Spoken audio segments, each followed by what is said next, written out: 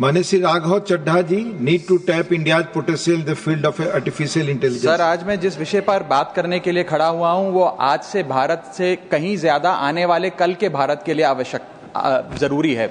मैं बात कर रहा हूं आर्टिफिशियल इंटेलिजेंस की। इस एआई की क्रांति के युग में सर, जहां अमेरिका के पास अपना chat GPT, Gemini, Anthropic, Grok जैसे इंडिजीनियस मॉडल्स हैं, वहीं चाइना ने डीप सीक जैसा सबसे ज्यादा क्षमता वाला और सबसे कम लागत से बना एआई मॉडल तैयार कर लिया है। लेकिन इस एआई के युग में सर भारत कहां है? क्या भारत इस युग में पिछड़ता जा रहा है? क्या भारत अपना जनरेटिव एआई मॉडल नहीं बना पाएगा? वर्ष 2010 से लेकर 2022 के बीच में दुनिया में जितने एआई पेटेंट्स रजिस्टर हुए उसका 60% हिस्सा यूएस ने हासिल किया और 20% चाइना ने। दुनिया की 5वीं सबसे बड़ी अर्थव्यवस्था भारत ने मात्र 0.5% ही हासिल किया। सर, यह बात तो सत्य है कि यूएस और चाइना के पास एआई में एक हेड स्टार्ट है 4-5 साल का, लेकिन वो इसलिए है क्योंकि उन्होंने अपने रिसर्च में, एकेडमिया में और एआई डेवलपमेंट में निवेश किया।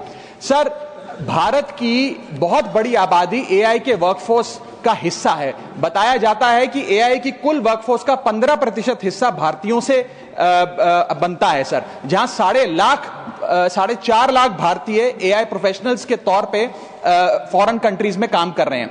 Sir, India ranks 3rd in highest penetration of AI skills. इसका मतलब यह है सर कि भारत के पास प्रतिभा भी है, मेहनती लोग भी हैं, ब्रेन पावर भी है, डिजिटल इकोनॉमी भी है और 90 करोड़ से ज्यादा इंटरनेट यूजर्स भी हैं। लेकिन फिर भी कहीं ना कहीं आज भारत एआई का कंज्यूमर बन गया है, एआई का प्रोड्यूसर नहीं बन पा रहा। सर, ओपन एआई के फाउंडर सैम ऑल्टमैन से जब भारत की एआई पोटेंशियल के बारे में पूछा गया तो उन्होंने भारत को नकारते हुए कहा कि भारत का एआई पोटेंशियल पूरी तरीके से होपलेस है, यानी कि निराशाजनक है।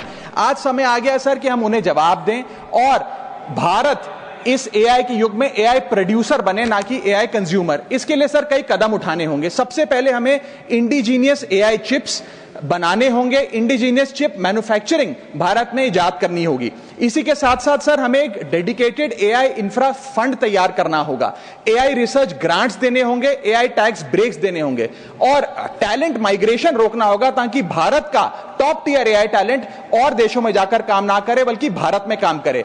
इसी के साथ साथ एआई के इंडिजीनियस स्टार्टअप्स जो हैं सर, उन्हें एक्सेस देना होगा large volume of existing data को, जो मेटा, माइक्रोसॉफ्ट और गूगल के पास है लेकिन भारत के पास नहीं है। और अंत में सर फाइनेंशियल इन्वेस्टमेंट हमें बढ़ानी होगी, जहां यूएस अपने जीडीपी का 3.5% एआई रिसर्च में खर्च करता है, चाइना 2.5%, वहां भारत मात्र 0.7% खर्च कर रहा है। सर, आने वाले काल में इस दुनिया पर वही राज करेगा, वही विश्व गुरु होगा जिसके पास एआई की ताकत होगी। इसलिए भारत को सर मेक इन इंडिया के साथ साथ मेक एआई इन इंडिया की ओर आगे बढ़ना होगा।